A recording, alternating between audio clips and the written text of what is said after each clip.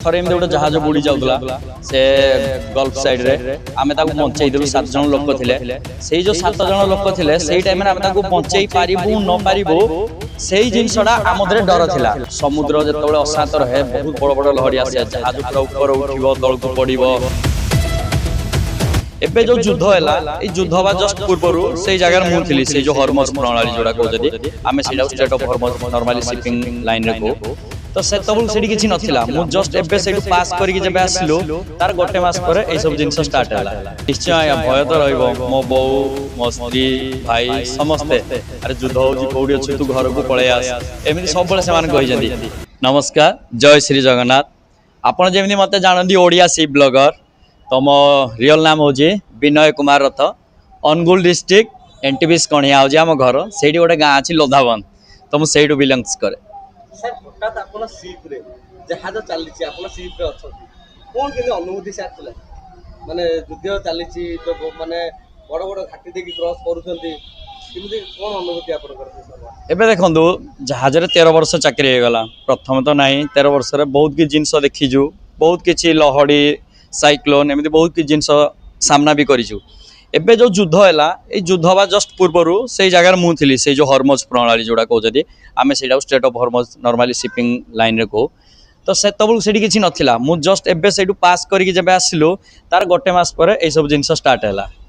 Sir जेतबेले युद्ध हबो बोली डाका ये हैला अलाउंस हे गला कि युद्ध होउची बाहर आपण बाहर अछथि परिवार जनक तो निश्चित भय थियो मन रे डर तो निश्चित थियो। निश्चय भय तो रहइबो मो बौ मो स्त्री भाई समस्ते अरे युद्ध होजी कोडी अछि तू घर को पळे आस एमिति सब बळे समान कहि जंदी हेले भी जदी आमे डरिबु कि युद्ध होजी हम पळेबु ताले जो देश रे तेलडू आरंभ करी खाद्य पदार्थ जते जा अछि जिन दुनिया रो 90% रु अधिक एई मर्चेंट नेवी शिप रे ही सब कारबार होजी जदी सब जहाज बंद हेजबो देश केमि चलियो। समुद्र भितर गोटे भयानक जिनस समुद्र भितरटा केमि थिबो लोक मन रे गोटे भय थाए जे समुद्र भितर हजि जिबान तो जहाजटा शेष अवनतिटा कोउठी सेमिति किछि नाही सेमिति किछि भय नाही जे देखंदु आमे सड़क रे चलले भी भय अछि केतबेला आसी गाड़ी को पुटु बाडे दउची ट्रेन रे गले भी भय अछि एरोप्लेन रे गले भय अछि जहाज सेमिति आसी काहा को बाडे दिएनी एते जल्दी जहाज जो माने काम करंदी जहाज जो मान चलंदी से बहुत वेल एजुकेटेड सेमिति किछि हुएनी लहड़ी आसे जहाज ऊपर को माडी आसे जहाज हले एमिति नाही कि जहाज बुडी जीवो जहाज बहुत विशाल होय जहाजटा बहुत बड़ भाई एमिति गोटे दिन आपनकर आसीली केबे आपनक मनटा दुख थिबो आपण जहाज भीतर थिबे इच्छा थिबो जे नाइ नाइ थिले जगन्नाथ पुरी मंदिर टे बुली आस्ता मन खुशी लागता निहाती जतरा हम ओडिसा रे पर्व परवाणी हुए रथ यात्रा हे गला गणेश पूजा हे गला दशहरा हे गला सब समय रे जतरा पर्व परवाणी आसे सेतबेल मन निहाती दुख हुए काइना परिवार दु दूर रे परिवार का सह थिले बहुत खुशी लागे। अच्छा तो भाई परिवार लोकंकर मन तो निश्चित भय रहउथिबो निहाती भय तो आज्ञा रहिबो जाले मां जन्म देइजी स्त्री निज स्वामी की छाड़ी की रहिजी भय तो सब तांको मन थाए भाउजन कथा मन पड़े ऑब्वियसली मन पड़िबो भाउज झियो मां समस्त कथा सब बळे मन पड़े किंतु हेले कोन जाले कार्यरत आमे अछु गोटे जिंस रे सेति भाई काम तो करियो पड़िबो। युद्धटा आगे जेतोले हैला आपण युद्धरा पाद्रभाव तो किछि ना किछि गोटे आकाशरे कोला आकाशरे आपण देखिथिबे समुद्र ना आमे सेटा देखिनु कोन हैला सेडु आमे बहुत दूर रे थिलु युद्ध जेतबेले हैला आम जहाज अमेरिका रे थिला अमेरिका और ईरान देखिया गेले बहुत समय लागि बहुत दूर। अच्छा तो भाई जहाज भीतर कोन सब मिले जहाज रे नॉर्मली आपण 3 टाइम खाइबा मिलिबो भलो फैसिलिटी रहे जेमंदे आपण इंडिया पैसा रे जति ताको कैलकुलेट करिवे जण पिछा प्रति 15 रु 17 हजार केवल मास को खाद्य पाई मिले बहुत भलो खाद्य मिले माने सुषम खाद्य टिके एटा कि फ्रोजन जिंस मिले आ जोतरे न्यूट्रिशन लेवल टिके कम रहे।